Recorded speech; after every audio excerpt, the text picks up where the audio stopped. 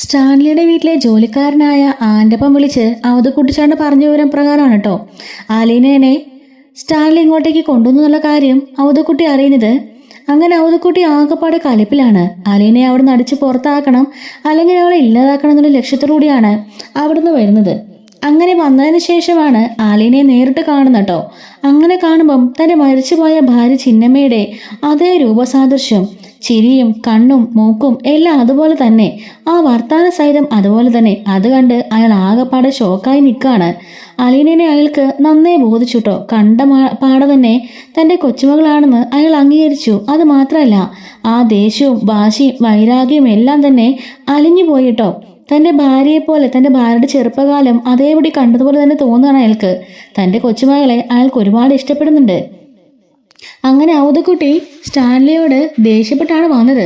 പക്ഷേ ആ ദേഷ്യമെല്ലാം അലിഞ്ഞില്ലാതായിട്ട് അലീനയോട് അയാൾക്ക് പ്രത്യേക ഒരു സ്നേഹം തന്നെ തോന്നുകയാണ് കേട്ടോ.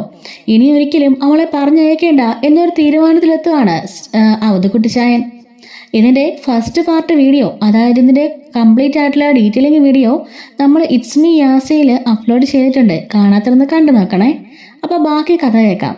അവളോട് സംസാരിക്കുമ്പം സൂക്ഷിക്കണേ അപ്പച്ച. അവൾ ഓർക്കാപ്പുറത്ത് ചില ചോദ്യങ്ങളൊക്കെ ചോദിക്കും. ചില മർമ്മങ്ങളിലൊക്കെ ഒരു പിടുത്തം പിടിക്കും. അപ്പച്ചൻ വിഷമിച്ച് പോവേ സ്റ്റാൻലി പറയാൻ കേട്ടോ. പെൺകുട്ടികളായാലേ അങ്ങനെ വേണം ലാലിച്ച, ഒരു കുസൃതിച്ചിരിയോടെ പറഞ്ഞിട്ട് അവധക്കുട്ടി മുറിയിലേക്ക് പോയി. സ്റ്റാൻലി ഒരളവ് മദ്യം കൂടി ഗ്ലാസ്സിലേക്ക് ഒഴിച്ച് കുടിച്ചുകൊണ്ട് അവിടെ ഇരിക്കുകയാണ്. അപ്പച്ചൻ നാളെയും പോകത്തില്ല, മറ്റന്നാളും പോകത്തില്ല, അങ്ങനെ പറഞ്ഞ് സ്വയമേ ചിരിച്ചുകൊണ്ടിരിക്കുകയാണ് സ്റ്റാൻലി. വീടിനുള്ളിൽ ഉരുത്തിരിഞ്ഞു വന്നിട്ടുള്ള പുതിയ ജീവിതചക്രത്തിന് ചലനം 4 ദിവസമായി നിശബ്ദ നിരീക്ഷിക്കുകയായിരുന്നു വൈജയന്തി. തന്റെ അഭാവത്തിൽ അലീന രൂപപ്പെടുത്തിയ ചിട്ടകൾക്കനുസരിച്ചാണ് തന്റെ ഭർത്താവും മക്കളും ജീവിക്കുക എന്ന തിരിച്ചറിവ് വൈജയന്തിയെ അരിശം കൊള്ളിച്ചു. എന്നും കുട്ടികൾ പുലർച്ചെ 5 മണിക്ക് ഉണരുന്നു, 6:30 മണി വരെ പഠിക്കുന്നു, പിന്നീട് കിച്ചണിൽ കയറുന്നു, ബബിതയും കൃഷ്ണയും മുറ്റം പങ്കുവച്ച് തൂക്കുന്നു, പിന്നെ ബ്രേക്ക്ഫാസ്റ്റും ചോറും കറിയൊക്കെ ഒരുക്കാണ്. ഇടയ്ക്ക് രോഹിത് അനുജത്തിമാരെ സഹായിക്കുന്നു. കൃഷ്ണ അച്ഛന് കൃത്യമായി ചായ, മരുന്ന്, ഭക്ഷണം എല്ലാം എടുത്തു കൊടുക്കുന്നുണ്ട്. കുട്ടികൾ ക്ലാസ്സിൽ പോയി മടങ്ങി വന്നാലുടൻ ചായ കുടിച്ച് പത്രം വായനയും മറ്റുമായി ഇരിക്കുകയാണ്. പിന്നെ വീടിന്റെ ഉൾഭാഗം തൂത്തുവാരി വൃത്തിയാക്കും, വസ്ത്രങ്ങൾ അലക്കും, അത്താഴം ഉണ്ടാക്കും. 6:30 മണിക്ക് സിറ്റൗട്ടിൽ വിളക്ക് കൊളുത്തുന്നു. 8:30 മണിക്ക് അത്താഴം മേശയിലെത്തും. എല്ലാവരും ഒന്നു ചേർന്ന് ഭക്ഷണം. അരമണിക്കൂർ ലിവിംഗ് ടുഗദറിലിരുന്ന് അന്നത്തെ വിശേഷങ്ങൾ പങ്കുവയ്ക്കൽ. ബാലനും അവരോടൊപ്പം കൂടും. 10 മണിക്ക് ഉറങ്ങാൻ പോവും. ഇതെല്ലാം അലീന ഏർപ്പെടുത്തിയ ഭരണപരിഷ്കാരങ്ങളാണെന്ന് വൈജിക്ക് മനസ്സിലായി. ആ പുതിയ രീതികളോട് ഇണങ്ങിച്ചേരാൻ വൈജയന്തി കൂട്ടാക്കിയില്ല. അലീനോടുള്ള വൈരാഗ്യം ഇനിയും പുകഞ്ഞു കിടക്കാണ് മനസ്സിൽ. അതിനാൽ തന്നെ ആ വീട്ടില് എണ്ണയിട്ട യന്ത്രം കണക്കെ മനസ്സോടെ അവിടെ നിൽക്കുകയാണ് കേട്ടോ അവള്. താൻ ഭർത്താവിൽ നിന്ന് മാത്രമല്ല തന്റെ മക്കളിൽ നിന്നും ഒറ്റപ്പെട്ടു പോകുന്നതായി വൈജയന്തിക്ക് തോന്നുന്നുണ്ട്. ഇതിനൊരു അറുതി വരുത്തണമെന്ന് അവൾക്ക് തീരുമാനിക്കുകയാണ്. അടുത്ത ദിവസം രാവിലെ 4:30 മണിക്ക് വൈജയന്തി അലാറം വെച്ച് എണീക്കുന്നുണ്ട്. അങ്ങനെ പതിയെ പതിയെ വന്ന് അടുക്കളയില് ജോലി തുടങ്ങി.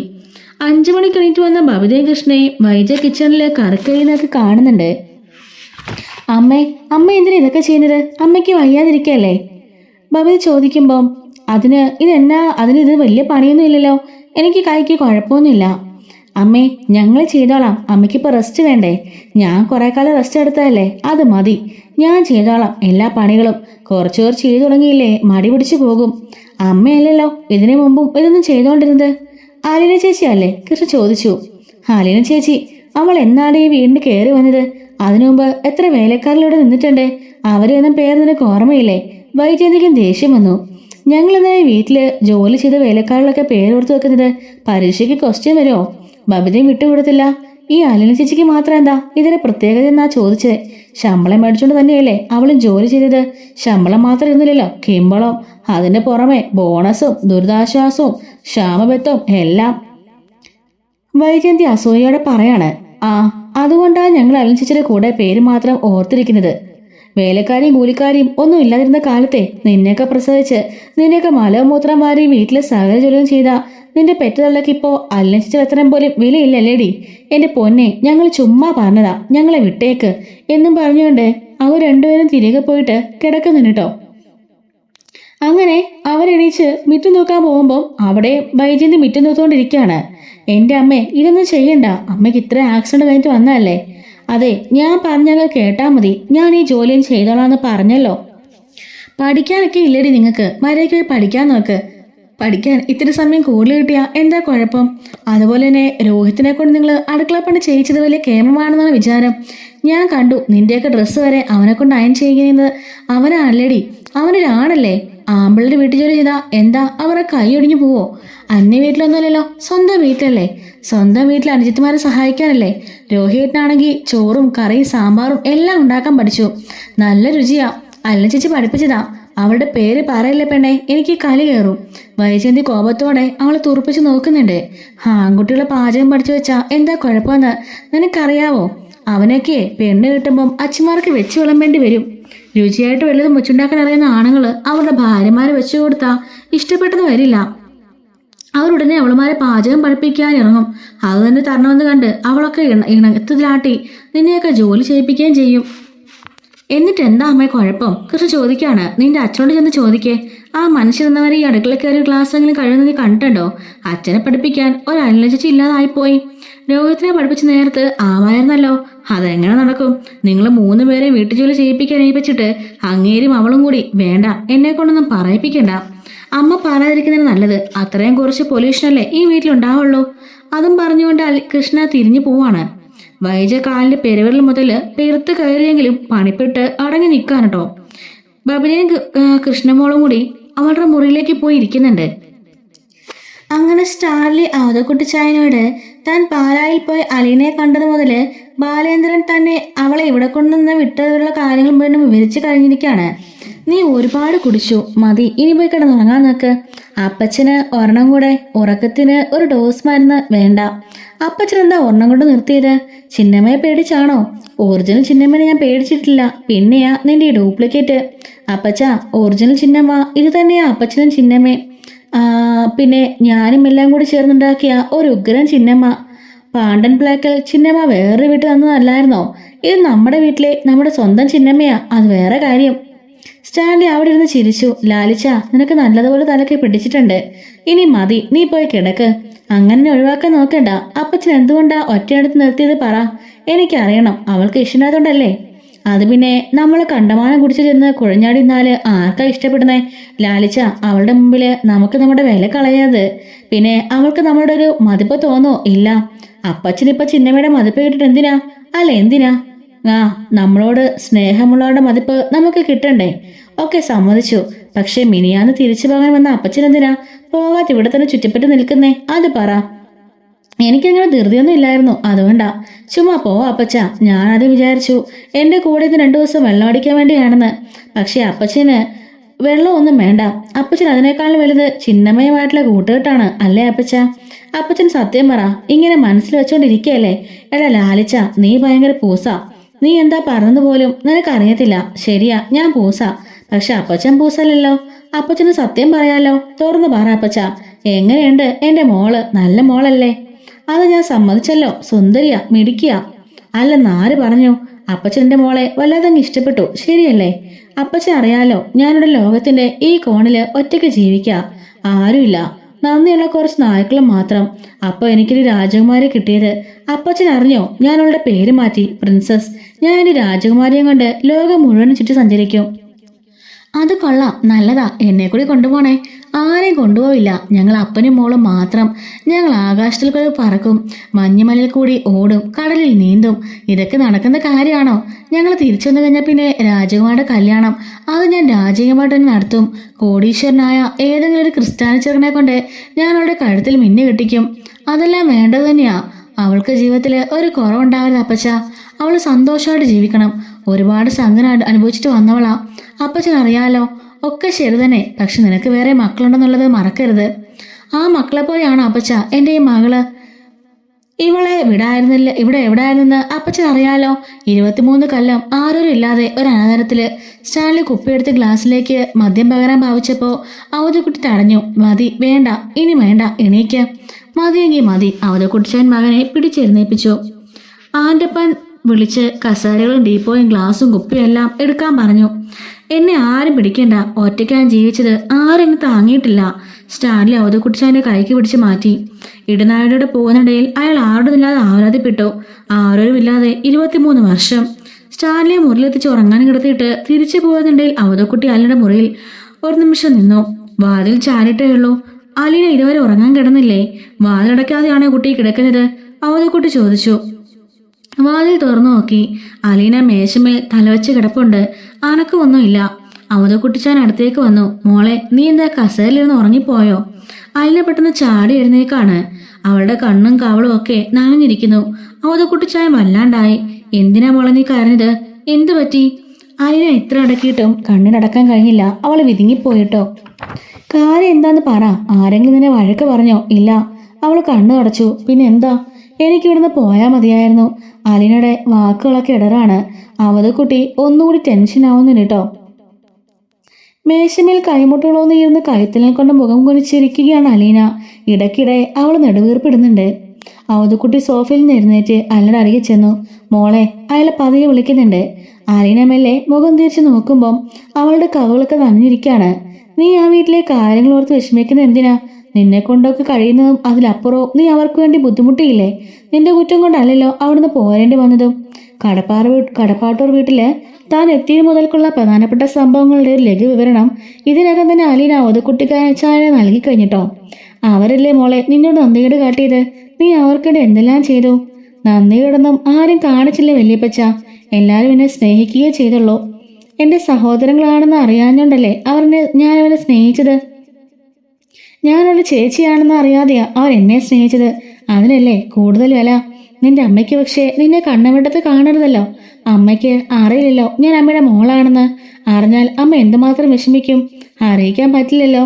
അറിയിച്ചാലും അറിയിച്ചില്ലെങ്കിലും നിനക്കിനി അങ്ങോട്ട് തിരിച്ചില്ലാനും വയ്യ. അപ്പോൾ പിന്നെ ഒറ്റ വഴിയേ ഉള്ളൂ. അവിടുത്തെ കാര്യങ്ങളോർത്ത് വിഷമിക്കാതിരിക്കുക. അത് നിന്റെ വീടല്ല. ഇനി മുതൽ ഇതാണ് നിന്റെ വീട്. ആ വീട് പോലെ തന്നെയാ എനിക്ക് ഈ വീടും. ഞാൻ പപ്പായുടെ മോളാണെന്ന് അറിയുമ്പോൾ ഇവിടെ പ്രശ്നങ്ങളുണ്ടാവും. അപ്പോൾ ഞാൻ ഇവിടുന്ന് പോകേണ്ടി വരും. എങ്ങോട്ട് പോകാൻ? ഇവിടെ നിനക്ക് എങ്ങോട്ടും പോകേണ്ടി വരില്ല. അതെല്ലാം ലാലിച്ച് നോയിക്കോളും. അവൻ നല്ലൊരു ചെറുക്കനെ കണ്ടുപിടിച്ച് നിന്റെ കല്യാണം നടത്തും. പിന്നെ അങ്ങനെ അങ്ങ് ജീവിച്ചാൽ മതി എന്ന് അവതക്കുട്ടി പറയാണ്. എനിക്ക് ആരെയും ഉപേക്ഷിക്കാൻ വയ്യ വല്യപ്പച്ച. എൻ്റെ കൂടപ്പിറപ്പുകൾ അവിടെ കിടന്ന് വിഷമിക്കുമ്പോൾ എനിക്ക് ഇവിടെ നിന്ന് സന്തോഷിക്കാൻ പറ്റില്ല. ഞാൻ അവരെല്ലാം ഒന്നിപ്പിച്ച് കൊണ്ടുവന്നതാ.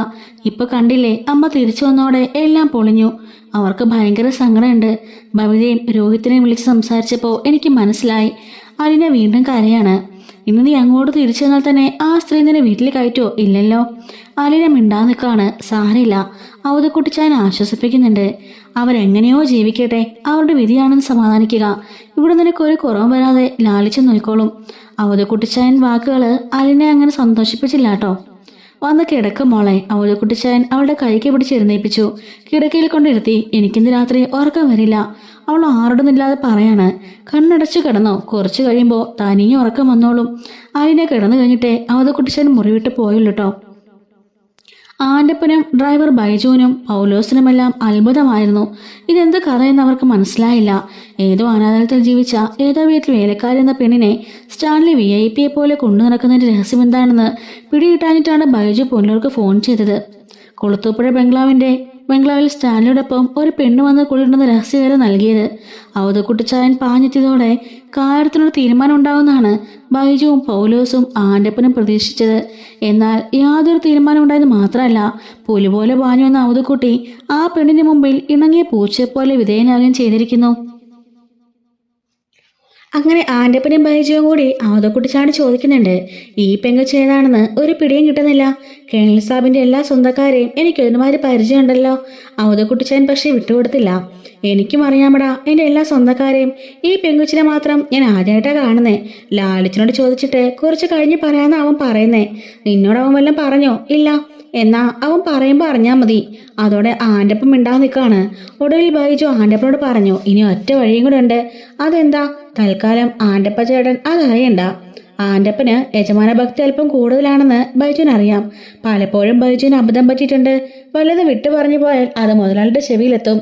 ആൻ്റപ്പൻ എത്ര നിർബന്ധിച്ചിട്ടും അവൻ തൻ്റെ മനസ്സിലിരിപ്പ് എന്താണെന്ന് വെളിപ്പെടുത്തിയില്ല. അങ്ങനെ രാവിലെ പൗലോസ് ബ്രേക്ക്ഫാസ്റ്റിനുള്ള വിഭവങ്ങളൊക്കെ പാകം ചെയ്യാണ്. അടുക്കളയിലയുടെ സാന്നിധ്യം ഉണ്ടായിരുന്നു. അടുക്കളയിൽ പല വ്യഞ്ജനങ്ങൾ രൂപപ്പെടുത്തുന്നത് കണ്ട് അവൾക്ക് അമർഷം തോന്നി. അതും പറഞ്ഞ് പൗലോസുമായിട്ട് അവൾ വഴക്കുണ്ടാക്കുന്നുണ്ട് കേട്ടോ. രാവിലെ പൗലോസ് ബ്രേക്ക്ഫാസ്റ്റിലെ വിഭവങ്ങളൊക്കെ പാകം ചെയ്യാണ്.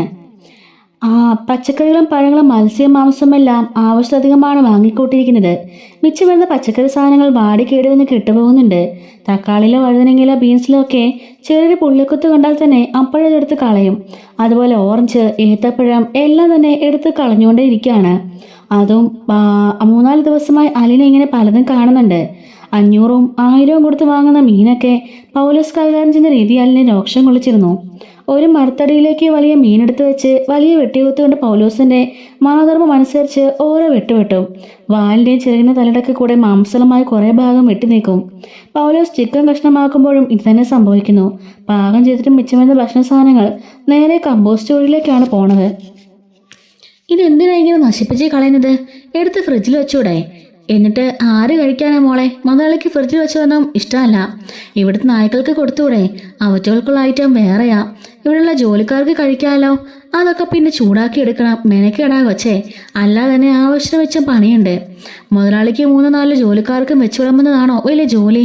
തൂക്കാൻ തുടക്കാനും പട്ടികളെ നോക്കാനും ഒക്കെ വേറെ ആൾക്കാരുണ്ടല്ലോ. പൗലോസ് തലതിരിച്ചലിനെ നോക്കി. എന്തിനാ കൊച്ചേ വേണ്ടത്തെ കാര്യത്തിലൊക്കെ തലയിടുന്നേ?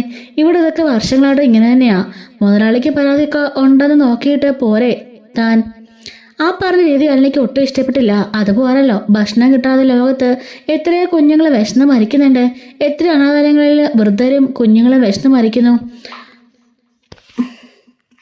ഇവിടെ എത്രയോ വർഷങ്ങളായിട്ട് പൗലോസേട്ടൻ ജോലി നോക്കാം. എന്നിട്ട് ഇതുവരെ ഈ വീട്ടിൽ എന്തുമാത്രം ഭക്ഷണം ഉണ്ടാക്കണമെന്ന് പൗലോസേട്ടൻ അറിയില്ലേ? എന്തിനാ ഇങ്ങനെ കുറെ വേവിച്ചു കൊണ്ടേ കളയുന്നത്? എന്നെ പഠിപ്പിക്കാൻ വരില്ലേ കുഞ്ഞെ? ഞാനീ പണി പഠിച്ചിട്ട് കാലം കുറെ ആയതാ. ഞാനായി വീട് തുടർന്ന് താമസിക്കുന്നുണ്ടെങ്കിൽ പൗലോസേട്ടൻ ചില കാര്യങ്ങൾ നിർബന്ധമായി പഠിച്ചേ പറ്റൂ. ഇങ്ങോട്ട് ദൂർത്തടിക്കാൻ എന്തായാലും ഞാൻ സമ്മതിക്കില്ല. സംഭാഷണം കേട്ടുകൊണ്ട് അവധുക്കുട്ടിച്ചായൻ അടുക്കളയിലേക്ക് വരുന്നുണ്ടേ. എന്താ മോളെ ഇവിടെ ഒരു വാക്ക് തീർക്കാം? ഒന്നുമില്ല വല്യപ്പച്ച, ആഹാര സാധനങ്ങൾ പാഴാക്കി കളയരുതെന്ന് പറയായിരുന്നു. മോൾ ഇതിലൊന്നും ഇടപെടണ്ട. നമുക്ക് നമ്മുടെ കാര്യം നോക്കിയാൽ പോരെ? അലീന അവധുക്കുട്ടിച്ചായൻ നേർക്ക് തിരിഞ്ഞു.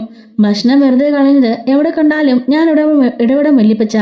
അതിപ്പോ പൗലോസേട്ടൻ മുതലാളിക്ക് വേണ്ടെന്ന് പറഞ്ഞാലും ഞാൻ എതിർക്കും. കാരണം എനിക്ക് ഭക്ഷണത്തിന്റെ വില അറിയാം. ആരെങ്കിലും ഭക്ഷണം ദാനം തരുന്നത് നോക്കി കാത്ത അനാഥാലയങ്ങളിൽ വരാതിൽ എത്രയോ വർഷം വിശന്നിരുന്നിട്ടുള്ളവല്ല ഞാൻ. അന്നം ദൈവമാണെന്ന ബ്രജിത്താമ്മയെ ഞങ്ങളെ പഠിപ്പിച്ചത്.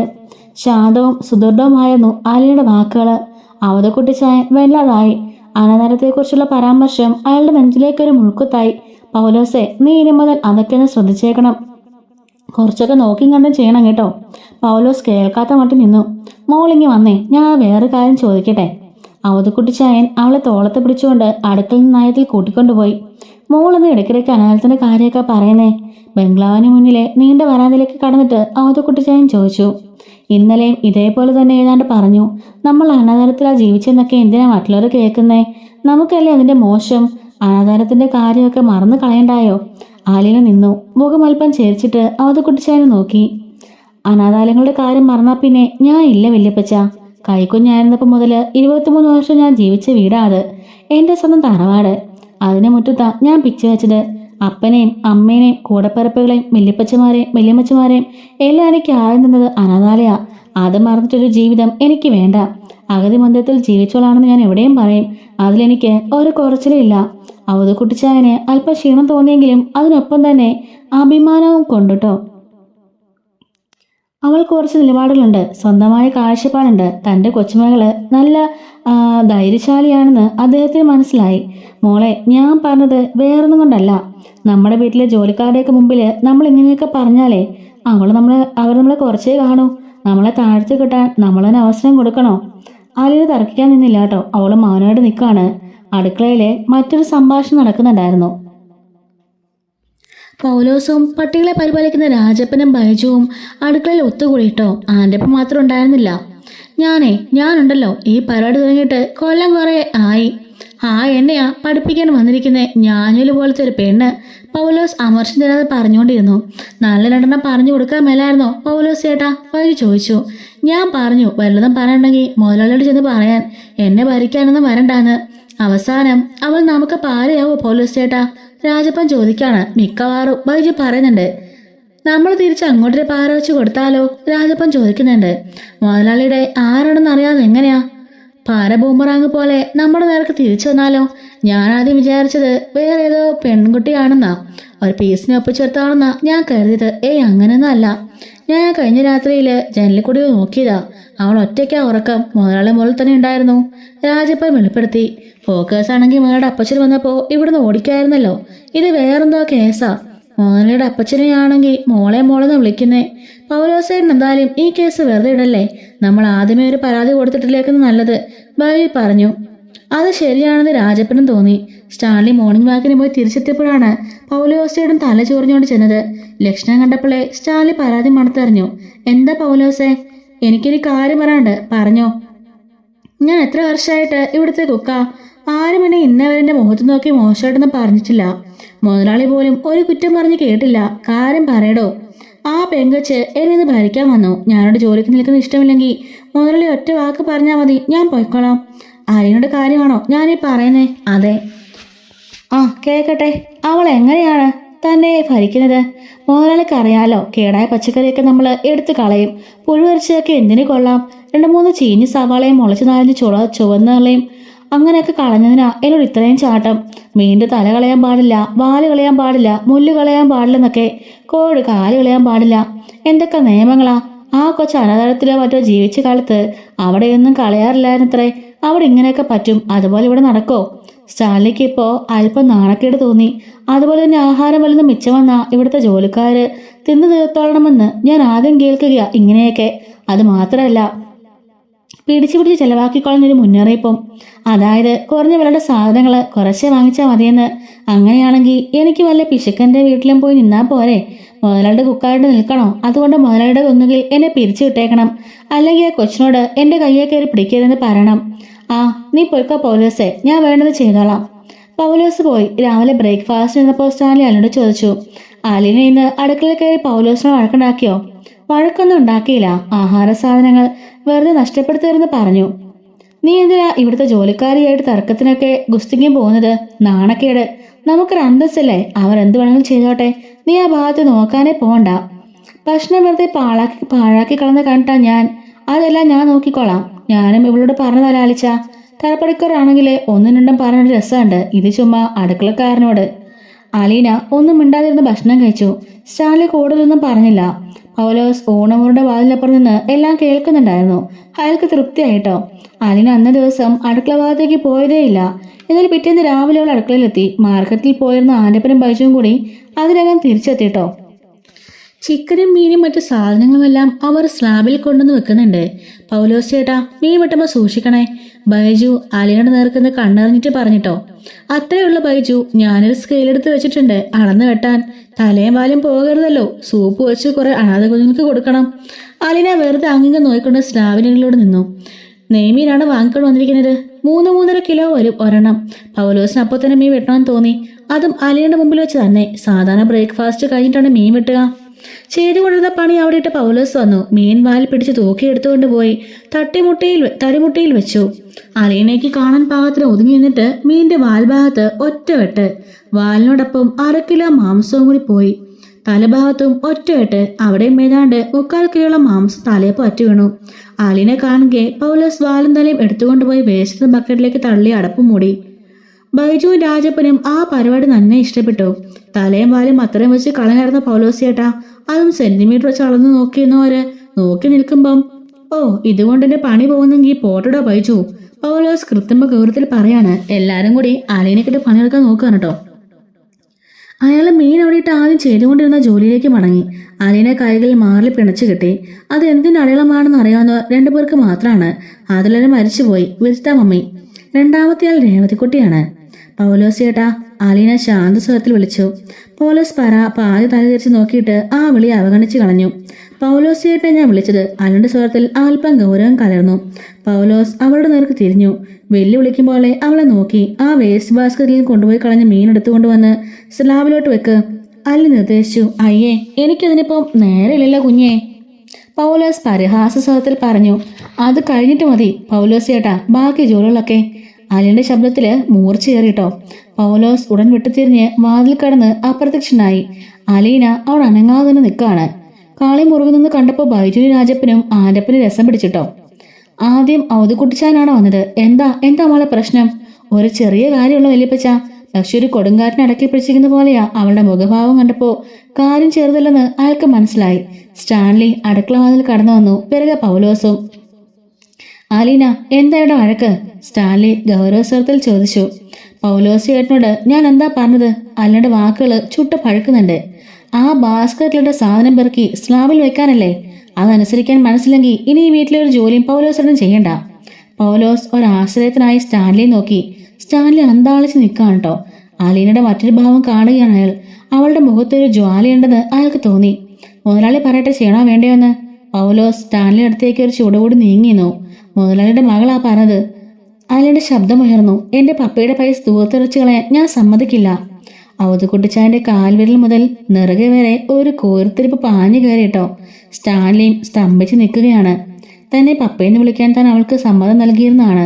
എങ്കിലും 2-3 തവണ മാത്രമേ അവൾ അങ്ങനെ വിളിച്ചിട്ടുള്ളൂ. അതൊന്നും പരസ്യമായിട്ടായിരുന്നില്ല. ഇവിടെ അവൾ തന്റെ മകളാണെന്ന് പരസ്യമായിട്ട് പ്രഖ്യാപിച്ചും കഴിഞ്ഞു. പൗലോസും ആൻ്റപ്പനും ബൈജുവും രാജപ്പനുമെല്ലാം അത് കേട്ട് അന്തം വിട്ട് നിൽക്കുകയാണ്. പൗലോസോടൊന്നെങ്കിൽ ഞാൻ പറഞ്ഞതുപോലെ ചെയ്യുക, അല്ലെങ്കിൽ ഇവിടുത്തെ ജോലി മതിയാക്കുക. അർത്ഥശങ്കയില്ലാതെ വണ്ണം അലിന പറഞ്ഞു. എന്റെ പപ്പയ്ക്ക് ചോറും കറിയും വെച്ചു കൊടുക്കാൻ പഠിച്ചിട്ട് തന്നെയാ ഞാൻ ഇങ്ങോട്ട് വന്നിരിക്കുന്നത്. എന്റെ പപ്പയ്ക്ക് മാത്രമല്ല, ഇവിടെയുള്ള എല്ലാ ജോലിക്കാർക്കും വെച്ചുകൊള്ളമാനൊക്കെ എനിക്കറിയാം. അതുകൊണ്ട് നല്ലപോലെ ആലോചിച്ചിട്ട് പൗലോസ് ചേട്ടൻ തീരുമാനം എടുക്കാവുള്ളൂ. പിരിഞ്ഞു പോയാൽ പിന്നെ ഇങ്ങോട്ട് തിരിച്ചു വരാനൊന്നും പറ്റില്ലെന്ന് ഓർത്തോളണം. അലീന മാറിൽ പിടിച്ചിട്ട് കൈകളടിച്ചു. പതിയെ പിന്തിരിഞ്ഞടന്ന് വാതിൽ കടന്നുപോയി. സ്റ്റാൻലി പിന്നെ അവിടെ നിന്നില്ല. അവള് പറഞ്ഞതുപോലെ ചെയ്യടാ, വായം പൊളിച്ച് നോക്കി നിൽക്കാതെ അവധുക്കുട്ടിച്ചാൻ പൗലോസിനോട് ആജ്ഞാപിച്ചു. പൗലോസ് തലയും കൊണ്ടിച്ച് നടന്നു ചെന്ന് വേസ്റ്റ് ബാസ്കറ്റ് തുറന്ന് അതിലിട്ടുന്ന മത്സ്യം എടുത്തു വെച്ചു. അത് സ്ലാബിന്മേൽ കൊണ്ടുവച്ചു. അവധുക്കുട്ടിച്ചാൻ അത് നോക്കിയിട്ട് പൗലോസിന്റെ നേർക്ക് ചാടിക്കയറി. തന്തയ്ക്ക് പറഞ്ഞൊരു കാണിക്കുന്ന പണിയാണോടാ നീ കാണിച്ചു വെച്ചിരിക്കുന്നേ? ഉണ്ണുന്ന ചോറിനോട് നന്ദിയുണ്ടോടാ നിനക്ക്? വെറുതെയാണോ ആ പെണ്ണ്? പൗലോസിന് മറുപടിയില്ല. അവധുക്കുട്ടിച്ചാൻ മറ്റുള്ളവരെ നോക്കി. ഇപ്പൊ മനസ്സിലായോടാ അവൾ ആരാണെന്ന്? അവളുടെ അപ്പനാ സ്റ്റാൻലി, ലാലിച്ചൻ. ഇനിയും മനസ്സിലായില്ലെങ്കിൽ ഒന്നുകൂടെ പറയാം. എന്റെ മൂത്ത മകൻ ലാലിച്ചന്റെ മൂത്ത മകളാവൾ അലീന. ഓർത്തു വെച്ചോടാ. അത് പറയുമ്പം അവധുക്കുട്ടിച്ചാൻ ഒന്ന് ഞെളിഞ്ഞാണ് പറയുന്നത്. അകത്തേക്ക് കയറാതെ മുറിയുടെ വാതിക്കല് നിന്നതേയുള്ള സ്റ്റാൻലി. അവിടെ നിന്നുകൊണ്ട് അയാൾ അലീനയെ വിളിച്ചു. അവൾ അടുത്തേക്ക് എന്നു. സ്റ്റാൻലിയുടെ മുഖത്ത് അല്പം ദേഷ്യമുണ്ടെന്ന് അവൾക്ക് മനസ്സിലായി. നിന്നോട് ഞാൻ പറഞ്ഞിരുന്നല്ലേ അവരുടെ വഴക്കിന് പോകണ്ടാന്ന്? അതെല്ലാം ഞാൻ കൈകാര്യം ചെയ്തോളാന്ന്. അത് ശരിയാ, പക്ഷേ പപ്പ അത് വേണ്ടതുപോലെ നോക്കിയില്ലല്ലോ. ഞാൻ നോക്കിക്കൊള്ളാന്നല്ലേ പറഞ്ഞത്. നീ അതിൽ ഇടപെടേണ്ടെന്ന അർത്ഥത്തിലാണ്. ആരും എന്നെ ധിക്കരിക്കരുത്, എനിക്കത് ഇഷ്ടമില്ല. അതെന്റെ സ്വന്തം അപ്പനായാൽ പോലും. ഞാൻ തെറ്റായിട്ട് എന്തെങ്കിലും ചെയ്തോ പപ്പ? അവൾ അയാളുടെ മുഖത്തേക്ക് നോക്കി. തെറ്റ് ചെയ്തോ ഇല്ലയോ എന്നുള്ളതല്ലല്ലോ, പക്ഷേ നീ അനുസരണക്കേട് കാണിച്ചു. അനാവശ്യമായ കാര്യങ്ങളിൽ സ്ത്രീകൾ ഇടപെടുന്നത് പണ്ട് മുതൽക്കേ എനിക്ക് ഇഷ്ടമില്ല. അത് അനാവശ്യമായിരുന്നോ? അവിടെ ജോലിക്കാരെല്ലാം കൂടി ഒറ്റക്കെട്ടാടുന്ന പപ്പയുടെ പൈസ വെറുതെ. അവരെല്ലാം വളരെ വർഷങ്ങളായിട്ട് എൻ്റെ കൂടെ ജോലി നിൽക്കുന്നവരാ. അവരുടെ ജോലി കൃത്യമായിട്ട് ചെയ്യുന്നുണ്ട്. കൃത്യമായിട്ട് ചെയ്യുന്നില്ലല്ലോ. കേടായ പച്ചക്കറി എടുത്ത് കളഞ്ഞതുകൊണ്ടാണോ? ഒരു മീൻ്റെ തലയൽപ്പം കൂടുതൽ മുറിച്ചതുകൊണ്ടാണോ? സ്റ്റാൻലിയുടെ ജീവിതത്തിൽ ഒന്നും സംഭവിക്കാനില്ല. ഇതിനേക്കാളൊക്കെ വലുതായിട്ട് എന്തെല്ലാം സംഭവിച്ചു കഴിഞ്ഞിരിക്കുന്നു. അതുപോലും എനിക്ക് പ്രശ്നമല്ല. ഇവിടുത്തെ കാര്യങ്ങൾക്ക് ഒരു റൊട്ടീനുണ്ട്. ചിലപ്പോൾ ഇത്ര നഷ്ടം സംഭവിച്ചു എന്നൊക്കെ ഇരിക്കാം. അതിലൊക്കെ ഇടപെട്ട് നീ എനിക്ക് അല്പം ലാഭം ഉണ്ടാക്കി തന്നിട്ട് ഒന്നും നേടാനില്ല. കുളത്തിലോട്ടൊരു കപ്പ് വെള്ളം ഒഴിച്ചാല് എന്താകാനാ? സ്റ്റാൻലി തന്റെ സ്വരം ഒന്ന് മയപ്പെടുത്തി. അവരെന്തെങ്കിലും ചെയ്തോട്ടെ. അവരെ സന്തോഷത്തോടെ ജോലി ചെയ്തില്ലെങ്കിലേ നമ്മുടെ ഭക്ഷണത്തിന് രുചി പോകും. ഒരു നുള്ള ഉപ്പ് കുറച്ചിട്ടാൽ മതി, അല്ലെങ്കിൽ എരിവും പുളിയും മധുരമൊന്നും പാകത്തിന് ചേർക്കാതിരുന്നാൽ മതി. അത് കൃത്യമായിട്ട് ചേർക്കാൻ വേണ്ടിയല്ലേ പപ്പ നമ്മളവർക്ക് ശമ്പളം കൃത്യമായി കൊടുക്കുന്നത്? അവരത് ചെയ്യുന്നുണ്ടല്ലോ. അലീന, നീ ഇതിലൊന്നും ഇടപെടുന്നത് എനിക്കിഷ്ടമില്ല. നിന്നെ ഞാനിവിടെ കൊണ്ടുവന്നത് ഇവിടുത്തെ അടുക്കളക്കാരെ നോക്കാനല്ല. നിനക്ക് എല്ലാ സൗകര്യങ്ങളുള്ള ഒരു മുറി ഞാൻ ഒരുക്കി തന്നിട്ടുണ്ട്. നിനക്കിനി എന്തൊക്കെ വേണം അതെല്ലാം ഞാൻ വാങ്ങിത്തരാം. നിനക്ക് എവിടെയൊക്കെ പോകണം ഞാൻ കൊണ്ടുപോകാം. നിനക്ക് പാസ്പോർട്ട് ഉണ്ടോ? ഇല്ലെങ്കിൽ ഉടനെ പാസ്പോർട്ട് എടുപ്പിക്കണം. അത് ഞാൻ വേണ്ട പോലെ ചെയ്തോളാം. നമുക്ക് വിദേശ രാജ്യം സഞ്ചരിക്കാം. എന്തൊക്കെ സുഖസൗകര്യങ്ങൾ വേണമെങ്കിലും ഞാൻ ഏർപ്പാടാക്കാം. എങ്ങോട്ടും പോകണ്ട എനിക്ക്. ഇവിടെ അടുക്കള വരെ പോകാനുള്ള സ്വാതന്ത്ര്യം തന്നാൽ മതി. അതില്ലെങ്കിൽ പിന്നെ വേറൊന്നും പപ്പ എനിക്ക് തരണ്ട. അലീന തന്റെ നിലപാടിൽ ഉറച്ചു നിന്നു. നീ ഇത്ര ശല്യമാകരുത് അലീന. നിനക്കൊരു രാജകുമാരുടെ സുഖസൗകര്യങ്ങളാ ഞാൻ ഒരുക്കിയിരിക്കുന്നത്. രാജാവിന്റെ മകളെ പോലെയാണ് നീ എന്നോട് ജീവിക്കേണ്ടത്. അതിനിടയ്ക്ക് നീ കിച്ചണിൽ കയറി അടുക്കളക്കാരുടെ പിച്ചക്കണക്ക് പറഞ്ഞ് അവരോട് തർക്കിച്ച് വഴക്കുണ്ടാക്കിയും നീ എന്റെ വില കുറച്ച് കളയരുത്. ഇവിടെ എന്റെ വില എന്താണെന്ന് പപ്പ എനിക്ക് ഇതുവരെ ആരും പറഞ്ഞില്ലല്ലോ. ഞാൻ ആരാണെന്ന് പോലും ഇവിടെ ആർക്കും അറിയില്ലായിരുന്നല്ലോ. ഇപ്പോ ഞാൻ തന്നെ പറയേണ്ടി വന്നില്ലേ എന്നാലും ചോദിക്കാൻ കേട്ടോ. അതുപോലും പറയരുതായിരുന്നു. ഇതൊക്കെ എന്തിനാ ജോലിക്കാരോട് വിളിച്ച് പറയുന്നേ? അപ്പോൾ ഞാൻ ഇപ്പയുടെ മകളാണെന്ന് പറഞ്ഞത് പപ്പയ്ക്ക് ഇഷ്ടപ്പെട്ടില്ലേ? സത്യം പറഞ്ഞാൽ ഇഷ്ടപ്പെട്ടില്ല. അതല്ലായിരുന്നു എന്നുള്ള സന്ദർഭം. നീ മകളാണെന്നുള്ള സംഗതി ക്ലബിലോ മറ്റോ ഒരു ഫംഗ്ഷൻ നടത്തി അവിടെ വെച്ച് അനൗൺസ് ചെയ്യാനിരിക്കുകയായിരുന്നു ഞാൻ. അതിനിടയ്ക്കാണ് നീ ഇവിടുത്തെ ജോലിക്കാരോട്. ആലീന നിസ്സഹായതയോട് തലതാഴ്ത്തി നിൽക്കാണ്. സ്റ്റാൻഡിന്റെ സ്വരത്തിൽ അല്പം കൂടി സൗമ്യത കലർത്തി. ഞാനൊരു കാര്യം പറഞ്ഞാൽ അതനുസരിക്കണം. അനുസരണയുള്ളവരാ ഇവിടെ നിൽക്കുന്നവരെല്ലാം. നിന്നോട് ഞാൻ പറഞ്ഞതാണ് കിച്ചണിൽ പോയി വഴക്കുണ്ടാക്കരുതെന്ന്. പക്ഷെ നീ അത് കേട്ടില്ല. കിച്ചണിലുള്ളവർ എന്ത് വിചാരിക്കും? ഈ സ്റ്റാൻലി പറഞ്ഞാൽ കേൾക്കാത്തവരും ഉണ്ടെന്നല്ലേ പൗലോസ് പരാതിയുമായിട്ട് വന്നപ്പോൾ ഞാൻ അവനോട് പറഞ്ഞതാ. ഇനി ആലീന ഇതിൽ ഇടപെടില്ലെന്ന്. നീ എന്നെ ധിക്കരിച്ചപ്പോൾ ഞങ്ങളുടെ മുമ്പിൽ ചെറുതായില്ലേ? സോറി പപ്പ. ആലീന വിഷമത്തോടെ പറയുന്നുണ്ട്. സാരയില്ല, കഴിഞ്ഞതൊക്കെ പോട്ടെ, ഇനിയൊന്നും ആവർത്തിക്കരുത്. പക്ഷേ പപ്പ ചെയ്യുന്നത് വലിയ തെറ്റാണ് കേട്ടോ. എന്ത് തെറ്റ്? ഇങ്ങനെ പപ്പയുടെ സ്വത്ത് നശിപ്പിക്കാൻ മറ്റുള്ളവരെ അനുവദിക്കുന്നത്, അതിലൊന്നും ഒരു ശ്രദ്ധയുമില്ലാത്തത്. അങ്ങനെയൊക്കെ നോക്കി പിശുക്ക് ജീവിച്ചിട്ട് എന്താ കാര്യം? മരിക്കുമ്പോൾ ഞാനിതൊക്കെ കൊണ്ടുപോകുന്നുണ്ടോ? ഉരുട്ടിട്ട് പോവണ്ടേ? പപ്പ ഇപ്പം പറഞ്ഞത് ശരിയാ. നമ്മൾ വെച്ചൊഴിഞ്ഞിട്ട് പോണം. ഒന്നും നമ്മുടേതല്ല. പക്ഷെ ചുമ്മാ വലിച്ചെറിഞ്ഞ് പോകരുത്. ദൈവം നമ്മുടെ കയ്യിൽ ഏൽപ്പിച്ച് തന്നതാ. നമ്മൾ നശിപ്പിക്കാതെ, ദൂർത്തടിക്കാതെ, ചോർത്ത് കളയാതെ നല്ലതുപോലെ സൂക്ഷിക്കണം. എന്നിട്ട് എനിക്ക് ശേഷം എന്തുമായിക്കോട്ടെ എന്ന് വിചാരിക്കുന്നത് ഭയങ്കര തെറ്റാണ്. അടുത്തയാൾക്ക് കൈമാറുമ്പോൾ നല്ല മാതൃകയും കൂടി കാണിച്ചു കൊടുക്കണം. ഇത് ഇങ്ങനെയാണ് സൂക്ഷിക്കേണ്ടതെന്ന്. എന്നാലേ അവര് സൂക്ഷിക്കൂ. നീ പറഞ്ഞു കേട്ടാ തോന്നും ഞാനെന്താ മഹാഭാവം ചെയ്തെന്ന്. സമ്പത്ത് നശിപ്പിക്കുന്നത് മഹാഭാവം തന്നെയാച്ചാ. അങ്ങനെ ചെയ്യാൻ പപ്പയ്ക്ക് അവകാശമില്ല. ആർക്കും അവകാശമില്ല. ഇതുപോലെ എത്രയോ കുഞ്ഞുങ്ങൾ ഒന്നും കിട്ടാതെ നടക്കുന്നു എന്നൊക്കെ അലീന പറയുന്നു കേട്ടോ. അങ്ങനെ അലീനയുടെ ആ ഒറ്റ വാക്കുകൊണ്ട് ആൻ്റപ്പനും ബൈജുവും അതുപോലെ പൗലോസും രാജപ്പനും എല്ലാവരും തന്നെ നാണം കെട്ട് തൊലിയെറിഞ്ഞ് നിൽക്കുകയാണ്. അലീന ആരാണെന്ന് അവർക്ക് മനസ്സിലായി. ഇത്രയും കാലം അവർ അടുക്കള കിടന്ന് കാണിച്ചുകൊണ്ടിരുന്നതൊക്കെ അലീനയ്ക്ക് മനസ്സിലാവാണ്. സ്റ്റാൻലിക്കും ഏറെക്കുറെ മനസ്സിലാവുന്നുണ്ട്. അടുക്കളയിൽ ഇങ്ങനെയാണെങ്കിൽ തോട്ടത്തിലും ബാക്കിയുള്ളടത്തൊക്കെ എന്തായിരിക്കുമെന്ന് അലീന ചിന്തിക്കുന്നുണ്ട് കേട്ടോ. അങ്ങനെ ഇവരെ പിന്നാലെ തന്നെ തോട്ടത്തിലെ കാര്യങ്ങൾ അന്വേഷിക്കാനും അലീന ഇറങ്ങിത്തിരിക്കുന്നുണ്ട്.